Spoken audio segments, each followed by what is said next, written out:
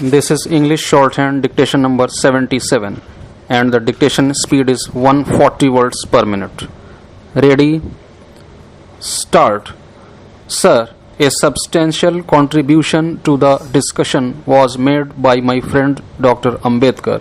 He said he has no objection to the other paragraphs of the resolution except paragraph 3, which has left out the word group.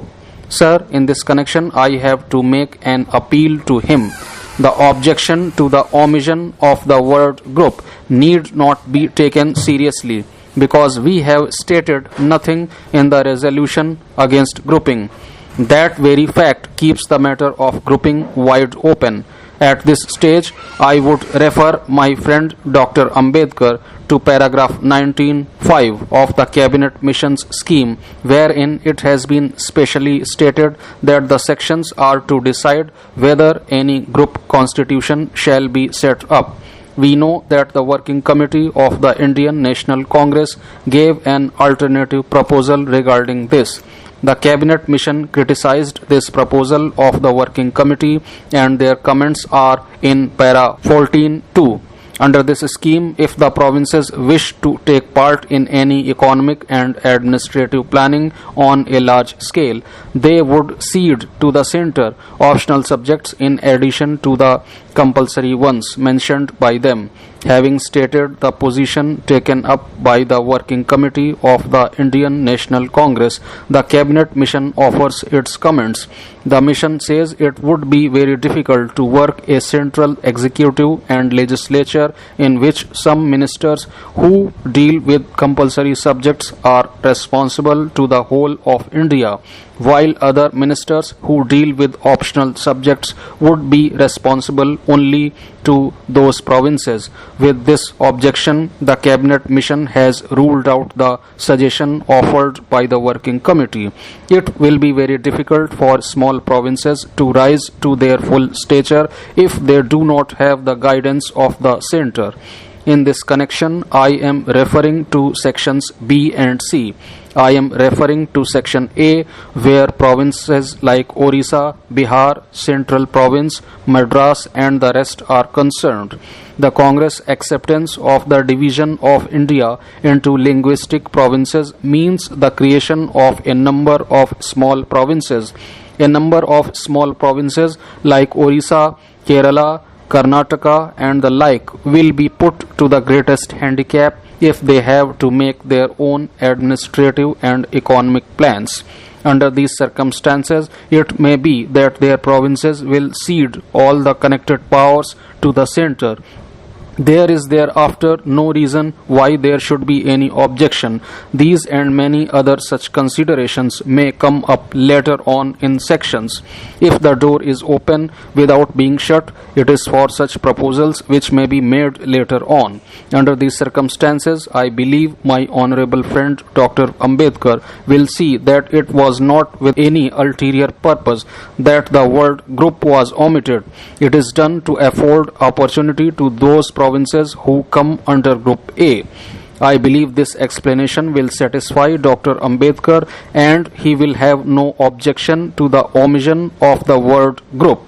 In the resolution that has been moved, the honorable mover has very frankly placed all his cards on the table. There is no hide and seek. All the points are placed so that the provinces will find it convenient to see at a glance. I see that the Secretary of the State's Negotiating Committee has made a statement objecting to this resolution. Their objections are based on 2 points. The first is that they object to the term independent sovereign republic. Secondly, their objection is centered around the fact that power derives from the people. They would not admit that power is derived from the people in the Indian states. Sir, paragraph 14 of the Cabinet Mission's statement lays down that after the withdrawal of Britain, paramountcy disappears. In Great Britain, it has been recognized by statutes that power emanates from the people. Parliament derives its power from the people of Britain and the same Parliament is exercising the power of paramountcy.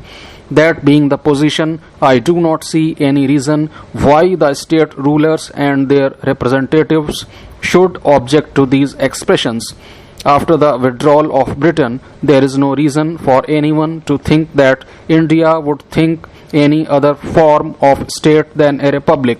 A republic does not necessarily mean the wiping of the states. That apprehension is unfounded.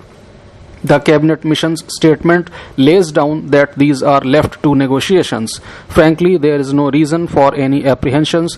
They have appointed their negotiating committee and we have to appoint our committee. The whole thing is thus left to negotiation.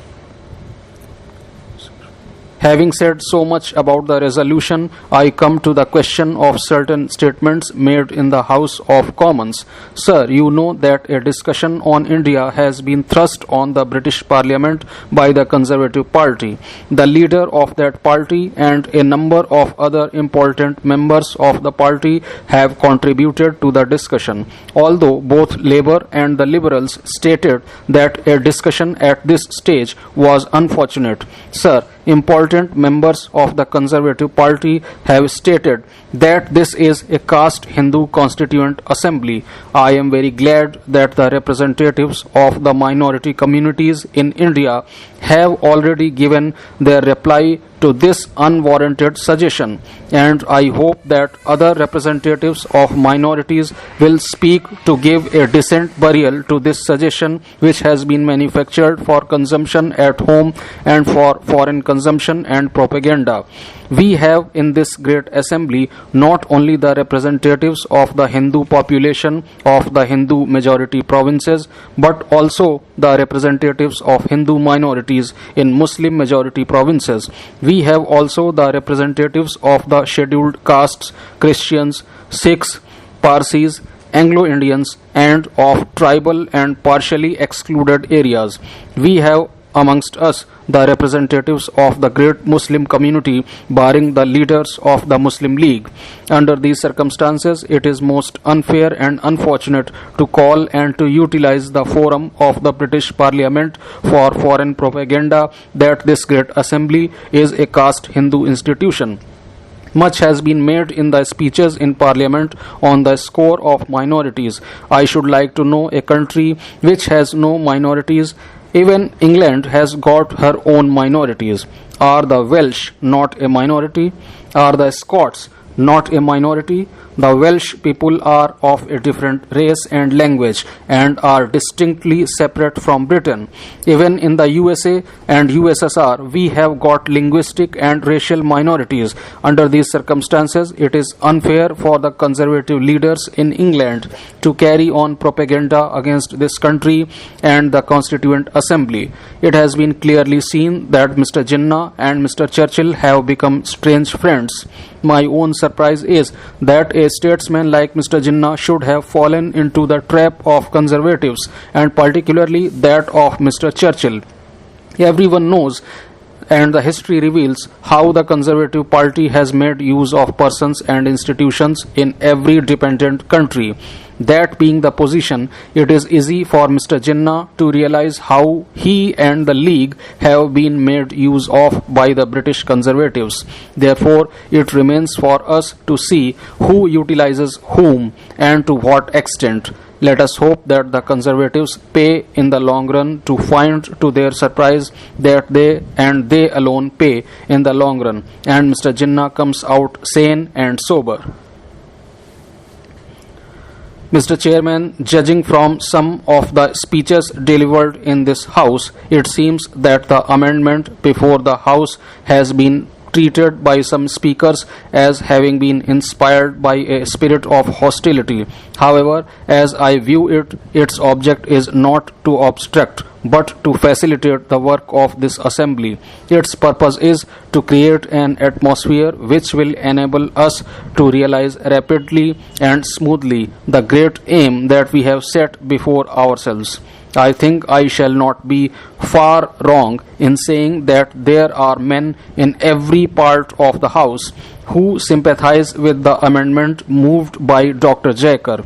This very fact should suffice to convince every unprejudiced man that the object of the amendment is not to place unnecessary obstacles in our way, but to pave the way to certain success. I go further and say that if the newspaper reports are correct that the next session of the Assembly will take place towards the end of January, it shows that the House feels that it ought to postpone the decision of important questions for a while on psychological grounds.